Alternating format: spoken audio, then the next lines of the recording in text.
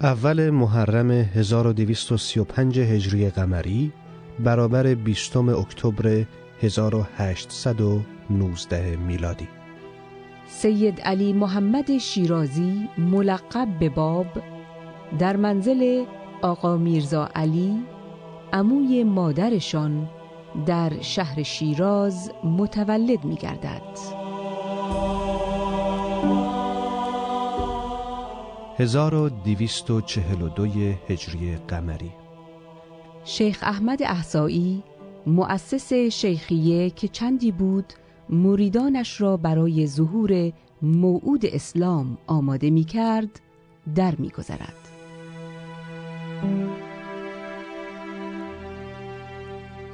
« 1259 هجری قمری برابر 1843 میلادی. سید کاظم رشتی که پس از شیخ احمد احصایی راه او را ادامه داده مردم را برای ظهور قائم منتظر آماده می کرد، چندی قبل از وفاتش به شاگردانش می گوید: اینک زمان ظهور موعود اسلام مهدی موعود فرا رسیده است، پراکنده گشته او را بیابید. 5 جمادی الاولی 1260 هجری قمری برابر 23 می 1844 میلادی.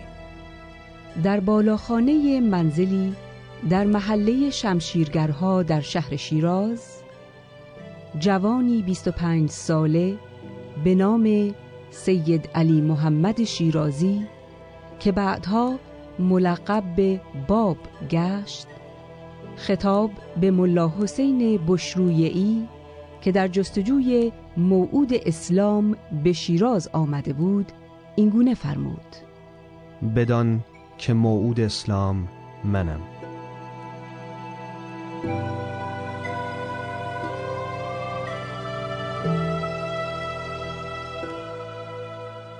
« 1262 هجری قمری برابر 1846 میلادی. چندی است که حضرت باب پس از ورود به اصفهان در خانه معتمدالدوله حاکم آن شهر ساکن شدند. رساله نبوت خاصه به اعزاز میزبان در همین ایام نازل می گردد.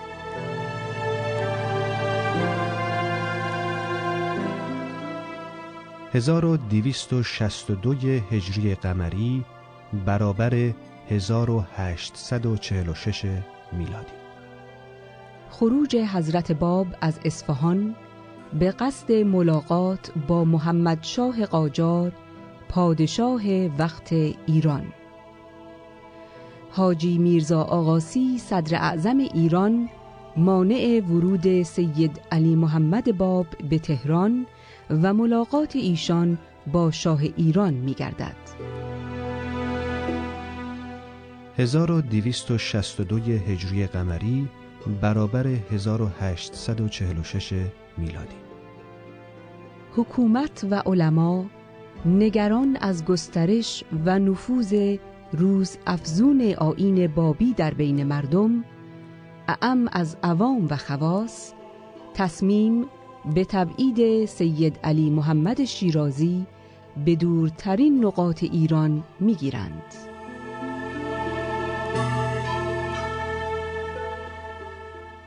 1263 هجری قمری برابر 1847 میلادی.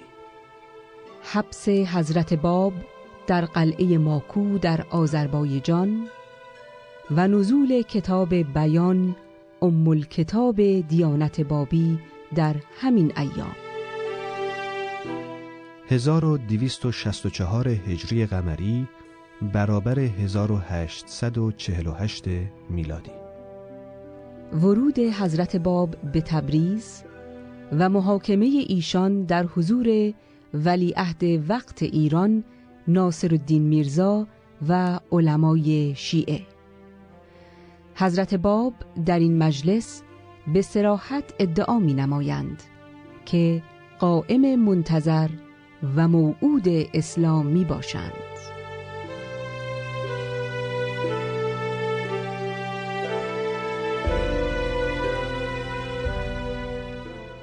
بیست و 28 شعبان 1266 هجری قمری برابر 10 جولای 1850 میلادی.